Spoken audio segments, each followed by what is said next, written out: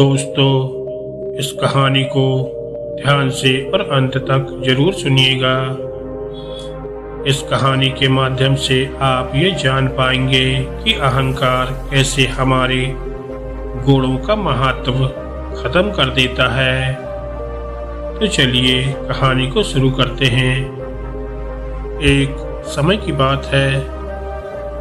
एक दिन रामकृष्ण परमहंस किसी संत के साथ बैठे हुए थे।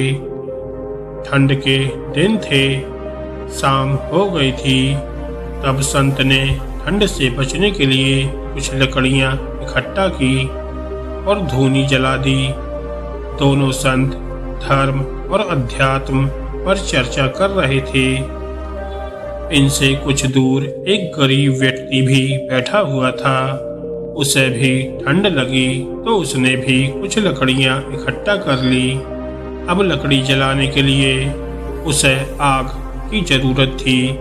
वह तुरंत ही दोनों संतों के पास पहुंचा और धूनी से जलती हुई लकड़ी का एक टुकड़ा उठा लिया। एक व्यक्ति ने जब संत द्वारा जलाई गई धूनी को छू लिया तो संत को गुस्सा आ गया। वे उसे मारने लगे। संत ने कहा कि तू पूजा पाठ नहीं करता है, भगवान का ध्यान नहीं करता है। तेरी हिम्मत कैसे हुई? तूने मेरे द्वारा जलाई गई धूनी को छू लिया। रामकृष्ण परमहंस ये सब देखकर मुस्कुराने लगे। जब संत ने परमहंस जी को प्रसन्न देखा तो उन्हें और गुस्सा आ गया। उन्होंने परमहंस जी से कहा, आप इतना प्रसन्न क्यों हो रहे हो?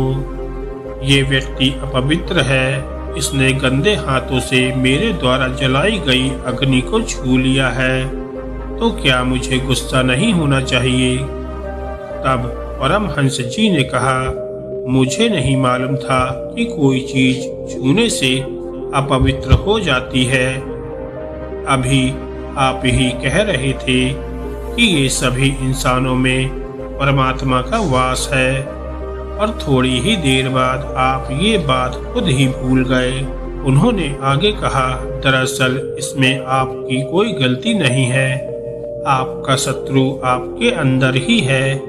वह है अहंकार। घमंड की वजह से हमारा सारा ज्ञान व्यर्थ हो जाता है। इस बुराई पर काबू पाना बहुत मुश्किल है। दोस्तों, इस कहानी से हमें ये सीख मिलती है कि जो लोग घमंड करते हैं उनके दूसरे सभी गुणों का महत्व खत्म हो जाता है। इस बुराई की वजह से सब कुछ बर्बाद हो सकता है। इसलिए अहंकार से बचना चाहिए। दोस्तों, अगर आपको ये कहानी अच्छी लगी हो तो वीडियो को लाइक करें और ऐसी ही ज्ञानवर्धक और मोटिवेशनल कहानियाँ सुनने के लिए हमारे चैनल को सब्सक्राइब करें। धन्यवाद दोस्तों।